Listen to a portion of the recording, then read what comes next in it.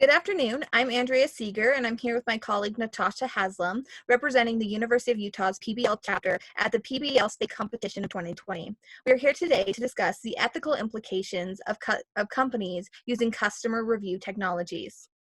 So 1 year ago, the U.S. Federal Trade Commission initiated its first ever case regarding the unethical use of fraudulent paid reviews. In this groundbreaking case, Cure Encapsulations, Inc., an online weight loss supplement company, was fined $12.8 million for paying a third-party website to write 5-star Amazon reviews for its products. These reviews claimed that the supplement worked as a powerful appetite suppressant and blocked fat from forming. However, not only were these claims found to be false, but the ingredient in the supplement is known, in fact, to cause acute liver failure.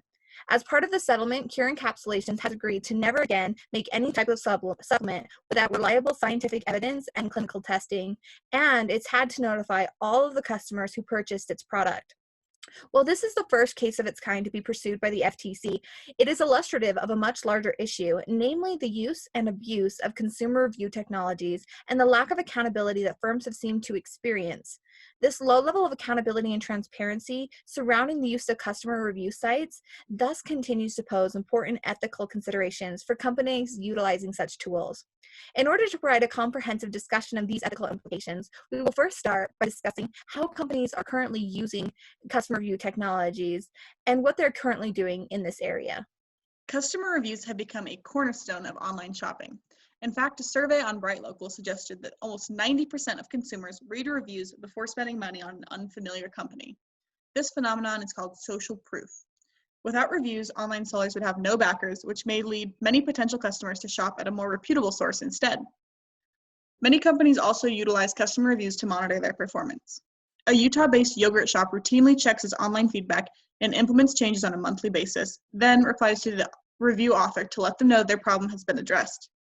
Customer reviews can be a source of peer-sourced ethos or credibility in the product or service by using testimonials and published reviews in advertising. While these reviews can be helpful, companies have found ways to abuse customer review technology. While common reviewing websites, including Yelp and Google, try to protect against the removal of true but negative reviews, many services, including Podium, Consumer Fusion, and Reputation Defender, assist companies in removing these unsavory reviews. Additionally, many companies like Cure Encapsulation, which Andrea debriefed us on, pay to have overwhelming numbers of positive reviews written to drown out those negative reviews. These reviews are almost always unfounded, written by algorithms or authors who have never used a product or service, meaning the information shared in them is written purely to falsely influence potential customers. On a much smaller but still pertinent scale, some companies bribe individual users for positive reviews. In these cases, the reviewers are often customers, but they are pushed to write biased reviews for something in exchange, such as a discount or a free item. A major avenue for this to happen is Yelp, a restaurant reviewing site where consumers are much likelier to interact with the owner or managers than with other types of companies. And many times these bribes will be offered with the intention of making things right, but will expect a 5-star review to compensate. Another unethical use of this technology is utilizing a VPN or virtual private network to hide the author's identity, allowing for the anonymous posting of fake reviews. The use of reviews, when they're honest, can add clarity and reputability to a company. When the reviews are honestly positive, they can reward quality companies by recognizing their products or services and give them the backing they need to potentially find trafficking customers. When reviews are honestly negative, they can warn other customers to be wary when dealing with the firm, protect other consumers from being taken advantage of, or even incite change in the company's practices. As helpful as honest reviews can be, false reviews can be just as harmful in many ways. When reviews are untrue, they can harm both the customer and the company. Some customers, when unhappy with a particular aspect of the company, falsify reviews in a malicious attempt to harm it. They may give a negative review with false information. The much bigger issue here is false positive reviews. They can verify an unethical company that should not be verified, or make a customer trust that they will receive a certain level of quality in their product or service which will not be delivered on purchase.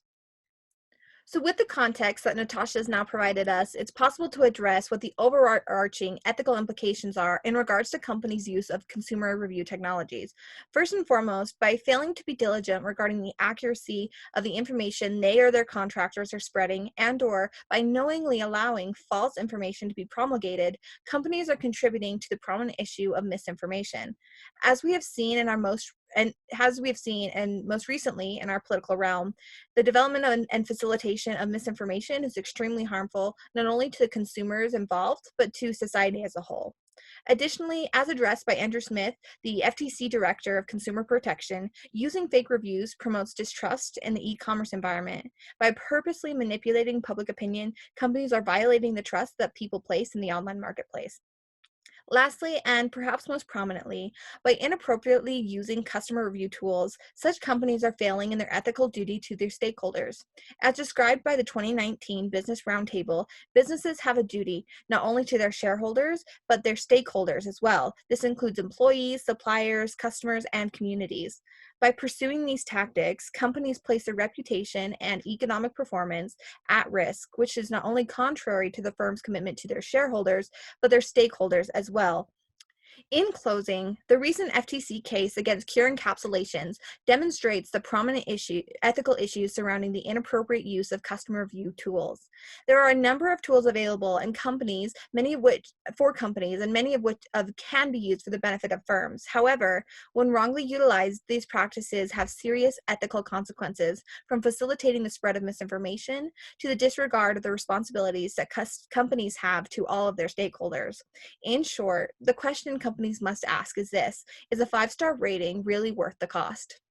This concludes our presentation. Thank you so much for your time and consideration.